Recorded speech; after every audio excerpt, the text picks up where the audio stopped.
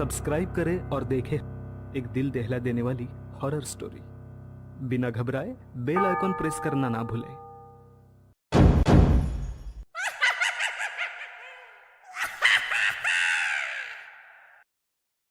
इस कहानी के लेखक है संजय कामले। शमशान घाट में लोगों की काफी भीड़ नजर आ रही थी। सभी गुमसुम से खड़े थे। बीच में रखी हुई उस चीता को अधेड़ उम्र के आदमी ने अग्नि दी और फूट फूट कर रोते हुए नीचे बैठ गया। यार, नेहा को खुदकुशी नहीं करनी चाहिए थी। हाँ यार, स्टाफ में सबसे खूबसूरत थी। इतनी खूबसूरत लड़की अपनी जान दे दे तो अच्छा नहीं लगता यार। उस मरी हुई लड़की के साथ काम करने वाले आपस में बातें कर रहे थे। सामने धू धू करके चिता जल रही थी। 4 दिन बाद रात के करीब 10 बज चुके थे। निखिल एक पुराने कुएं की जर्जर हुई दीवार के ऊपर खड़ा था। किसी को मोबाइल से वीडियो कॉल करते हुए निखिल ने एक नजर उस गहरे कुएं में डाली। कुएं के अंदर का पानी बहुत नीचे स्तर पर होने के कारण रात के सन्नाटे में कुआं कुछ ज्यादा ही डरावना लग रहा था। कॉल रिसीव हुआ। रिया, मैंने तुमसे कहा था ना, अगर तुमने मेरे प्यार को ठुकराया तो मैं अपनी जान दे दूंगा। देखो इस गहरे कुएं को। अगर तुमने अभी भी मेरे प्यार को ना कहा ना तो कल मेरी लाश इसी कुएं में मिलेगी। यही बताने के लिए कॉल किया था। बोलते हुए उसने अपने मोबाइल का कैमरा उस कुएं की तरफ किया। रिया मोबाइल पर उस कुएं को देखकर थोड़ी घबराई। निखिल, ये वही जगह है ना जहाँ हमारी दोस्त नेहा ने खुदकुशी की थी? बिल्कुल सही पहचाना, निखिल ने कॉन्फिडेंस से कहा।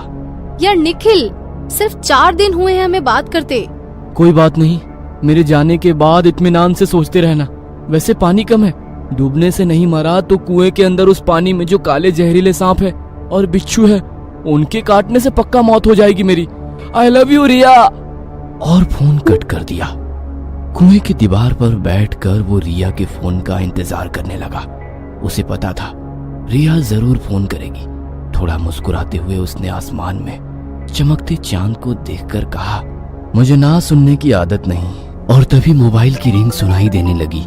2 रिंग के बाद उसने फोन रिसीव किया। रिया ने हाँ कह दी। उसकी खुशी का ठिकाना ना रहा। मानो निखिल जैसे खुशी से पागल हो गया। कुछ देर रिया से बातें करने के बाद उसने मोबाइल पॉकेट में रखा ही था कि तभी एक औरत के हंसने की हल्की सी आवाज उसके कानों पर पड़ी। वो हैरानी से अपने आजू बाजू देखने लगा, पर एक गहरा सन्नाटा जैसे चारों ओर फैला था। कुएं के आसपास की जमीन पर घुटनों तक लंबी हरी घास और छोटी मोटी झाड़ियां थी, जिसमें कहीं जहरीले सांप बिच्छू जैसे जीव थे। कुएं के पास ही एक इमली का पेड़ था जिसकी टहनियां चारों ओर फैली थी, जिसमें से एक टहनी कुएं के ऊपर आई थी। आसमान में थोड़ी ऊपर आया पूनम का चांद बादलों के पीछे धीरे धीरे छुपने लगा। वैसे उसके दिल में बसा एक अजीब सा डर उसके चेहरे पे छलकने लगा।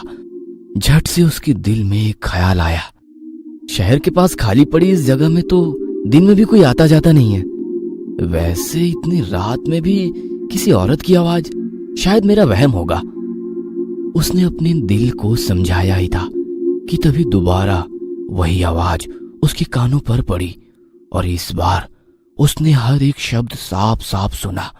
एक औरत की खौफनाक आवाज, आ जाओ, मैं तुम्हारी आत्मा को नर्क के काले गहरे अंधेरे में पहुंचाती हूँ।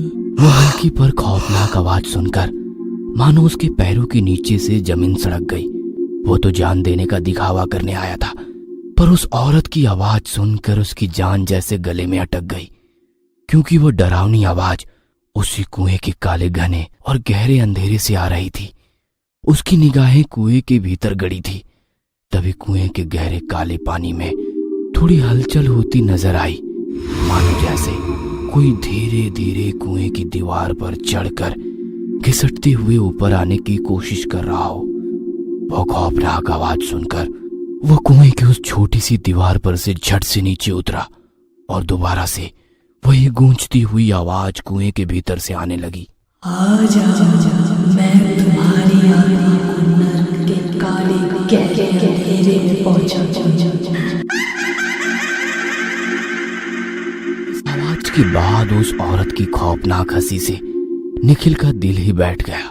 डर के मारे वही के कदम पीछे सरकने लगा, पर उसने अपनी डरी सहमी नजरें उसी कुएं की चौतरफा बनी छोटी सी दीवार पर गड़ाए रखी थी। पर वो हंसने की आवाज लगातार आ रही थी। उसे पलके झपकाने में भी डर लग रहा था। अगले ही पल उसने देखा कि कोई उसी कुएं की छोटी दीवार की दूसरी तरफ से झांक रहा है। शायद एक औरत जिसके सर के काले बाल साफ दिखाई दे रहे थे, सफेद माथे पर गहरा लाल कुमकुम का टीका और लाल अंगारों की तरह डरावनी आंखें। उस औरत का आधा अधूरा चेहरा देखकर उसकी रूह तक कांप गई। धड़कन इतनी तेज हो गई कि जैसे सीना फाड़कर दिल बाहर निकल जाए, इस तरह से धड़क रहा था। डर के मारे धीरे धीरे पीछे सरकते हुए एक पत्थर से पैर फिसला और वो जमीन पर गिर गया। जमीन पर गिरते ही उसकी दहशत भरी नजर कुएं से झांकती उस औरत को देख रही थी। वो नजारा देख निखिल जैसे तैसे गिरते पड़ते वहां से भागने लगा। जितना तेज हो सके, जितनी ताकत से हो सके और जितनी दूर हो सके वो भागने लगा। पीछे से उस औरत की चीखती हुई आवाज और हंसी धीरे धीरे कम होने लगी।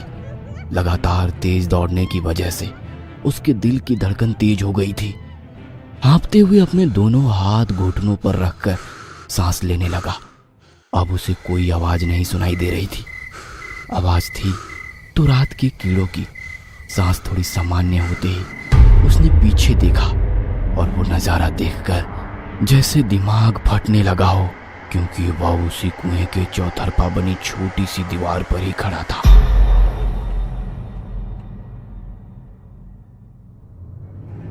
और एक सफेद साड़ी पहनी औरत उसी कुएं के ऊपर से निकली इमली की पेड़ की एक टहनी पर अपने पैर झुलाते बैठी थी।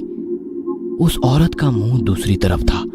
उसके काले घने बाल लंबे पीठ से होते हुए नीचे कुएं की तरफ पहुंचे थे, पर उन बालों से कोई लटक रहा था, जैसे वे बाल किसी की गर्दन में फंदे की तरह फंसे थे।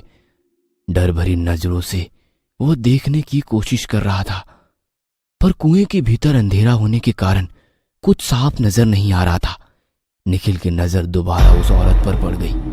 हवा के हल्के झोंके से उड़ता हुआ उसकी सफेद साड़ी का पल्लू आसमान में काफी दूर तक जा रहा था। यह डरावना दृश्य देखकर निखिल की जैसी बोलती ही बंद हो गई। अपने हाथों के लंबे नाखूनों से पेड़ की टहनी को हल्के हल्के कुरेदते हुए बोली, अब तुम्हारी मौत तक मैं तुम्हारा पीछा करूंगी।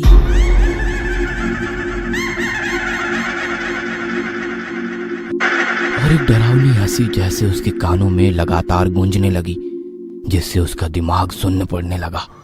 उसने दोनों हाथों से अपने कान बंद कर लिए, पर डर के मारे वह वहीं बेहोश हो गया।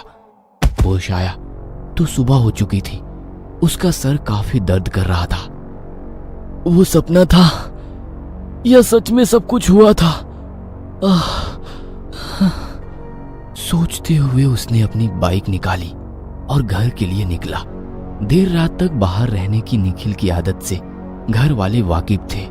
निखिल फ्रेश होकर ऑफिस पहुंच चुका था। कल रात घटी वो डरावनी घटना को सपना समझकर वो कब का भूल चुका था। सबसे हंसी मजाक करते हुए वो ऑफिस में आया।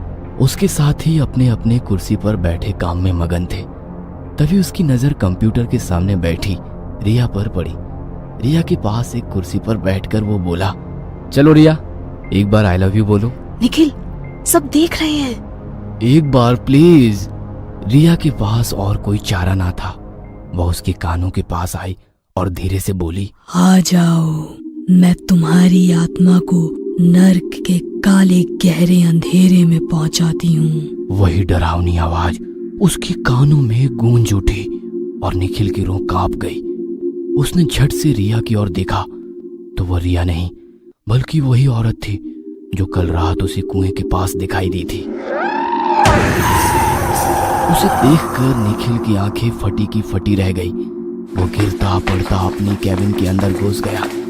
निखिल का ये बर्ताव देखकर पूरा स्टाफ हैरान हो गया, पर सबसे ज्यादा हैरानी तो रिया को हो गई थी। जो कल तक मेरी एक हाँ के लिए मर रहा था, वही आज मुझे देखकर डर रहा है। इस बात को आज हफ्ता बीत चुका था, पर निखिल के दिमाग को वो सारी बातें दिमाग की तरह कुदेर रही थी।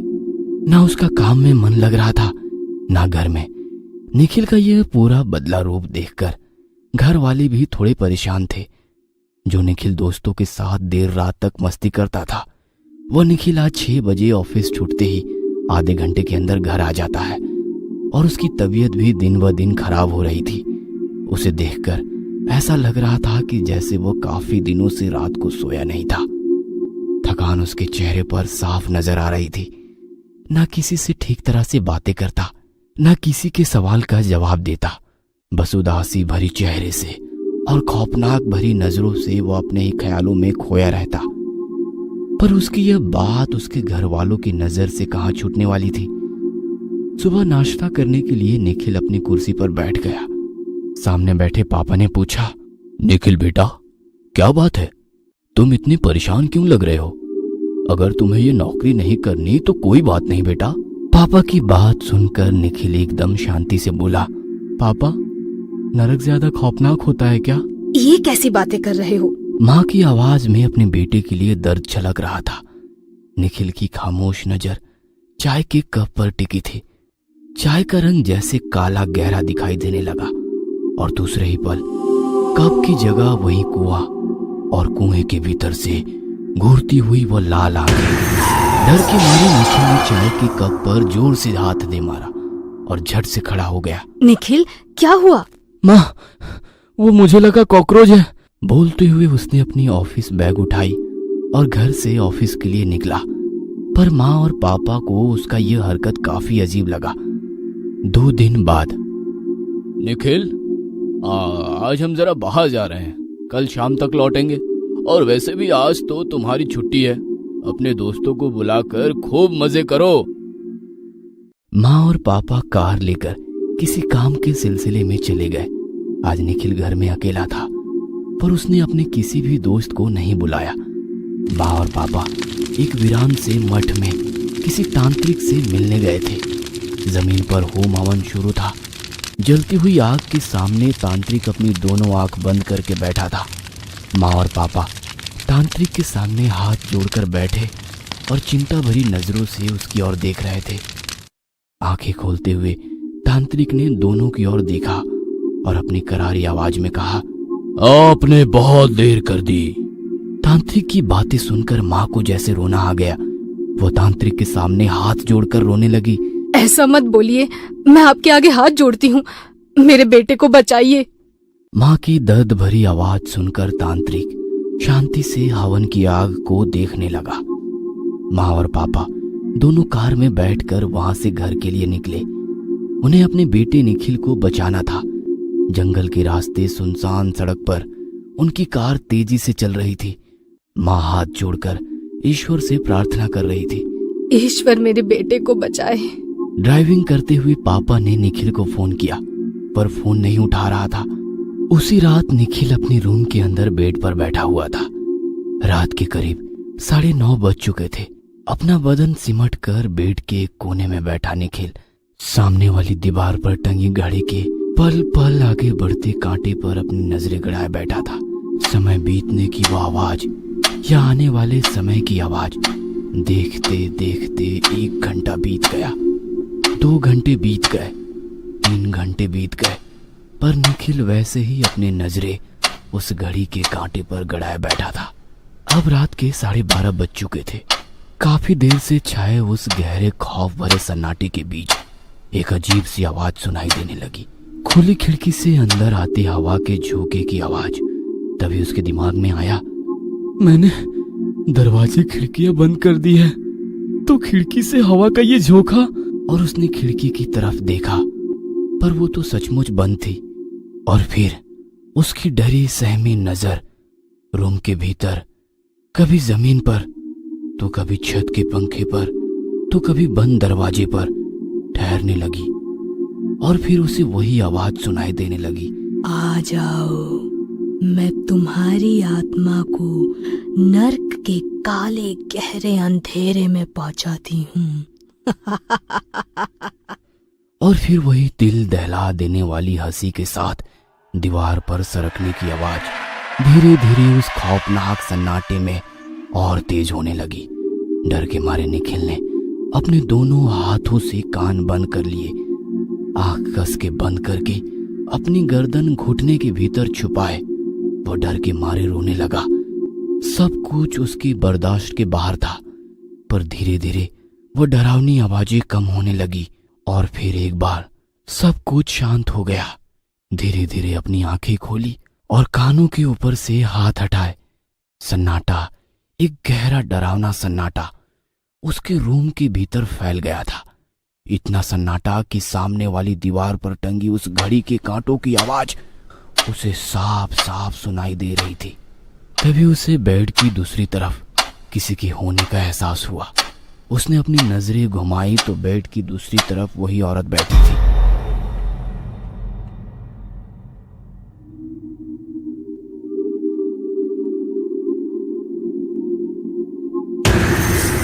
चलो, मैं तुम्हारी आत्मा को नर्क के काले गहरे अंधेरे में पहुंचाती हूँ। और दूसरे ही सेकंड में उसकी रूम के दरवाजे पर बाहर से किसने दस्तक दी। डर के मारे दौड़ता चिल्लाता हुआ वो आगे दरवाजे की तरफ भागा। दरवाजा खोलकर वो बाहर आया, पर मानो जैसे कोई उसका पीछा कर रहा था। दौड़ते हुए वे अपने घर से बाहर निकला। रात के करीब 1 बजे माँ पापा कार लेकर घर पहुंचे। घर का दरवाजा खुला ही था, पर घर में निखिल नहीं था। माँ का रो रो कर बुरा हाल था। पापा परेशान होकर शहर में गाड़ी लेकर ढूंढ रहे थे। उसी रात निखिल का चेहरा सुन्न पड़ा था, आंखें लाल हो गई थी। उसकी नजरों के सामने नेहा आ गई। उसी कुएं के पास दोनों खड़े थे। निखिल ने गुस्से से उसकी गर्दन पकड़ते हुए कहा, मुझे ना सुनने की आदत नहीं। और उसने झट से नेहा को कुएं में ढकेल दिया।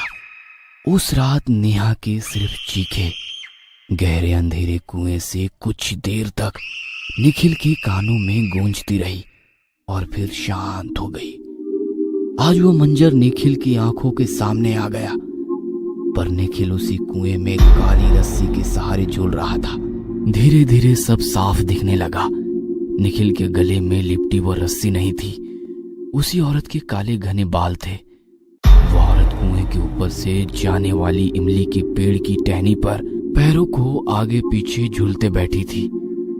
हवा के हल्के झोंकों से उसकी साड़ी का पल्लू आसमान में दूर तक लहरा रहा था। अपने लंबे नाखूनों से पेड़ की टहनी को हल्के हल्के सहलाते हुए वो बोलने लगी, तुमने एक मासूम की हत्या की है। चलो, मैं तुम्हारी आत्मा को नर्क के काले गहरे अंधेरे में पहुंचाती हूँ।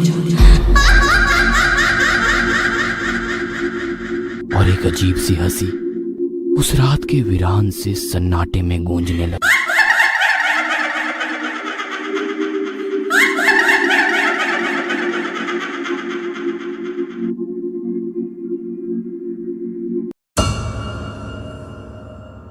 ये कहानी आपको अच्छी लगी हो तो हमें सब्सक्राइब करें। हमारा इंस्टाग्राम और फेसबुक पेज जरूर फॉलो करें। अगर आपके पास ऐसी ही कोई कहानी हो तो हमें कमेंट बॉक्स में भेजें। हम कोशिश करेंगे कि अगली एनिमेटेड स्टोरी आपकी होगी।